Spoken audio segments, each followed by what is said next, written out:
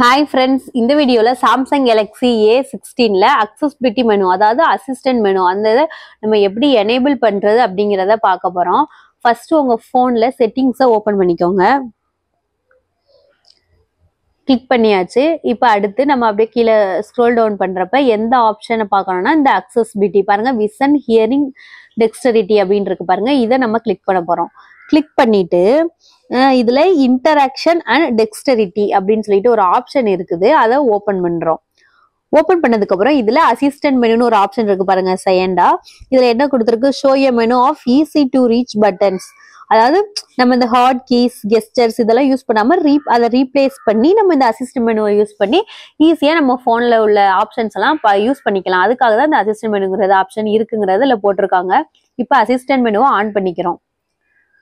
அதாவது அந்த அசிஸ்டன்ட் மெனுவோட அந்த ஐகான் வந்து எப்படி எல்லாம் இருக்கலாம் அப்படிங்கறத சேஞ்ச் பண்றது இந்த ஆப்ஷன். இப்போ நம்ம ஃபர்ஸ்ட் அசிஸ்டன்ட் மெனுவை ஆன் பண்றோம். ஆன் பண்ணோனையும் அந்த கீழே வந்துட்டு இந்த இதுக்கெல்லாம் அலோ அப்படின்னு கேக்குது. அதாவது view and control screen, view and perform actions இந்த இதுக்கெல்லாம் அலோ கேக்குது. அலோ கொடுத்துறோம். கொடுத்தோடனே இப்போ அசிஸ்டன்ட் மெனு இந்த இடத்துல வந்துருச்சு பாருங்க. இப்போ நம்ம எங்க போனாலும் அந்த அசிஸ்டன்ட் மெனு இப்படி வந்துடும்.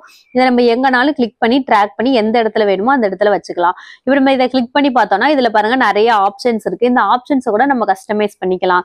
இதெல்லாம் நம்ம இன்னொரு வீடியோல நம்ம டீட்டெயிலா சொல்றோம். ஓகே ஃப்ரெண்ட்ஸ், நெக்ஸ்ட் வீடியோல பார்க்கலாம். பாய்.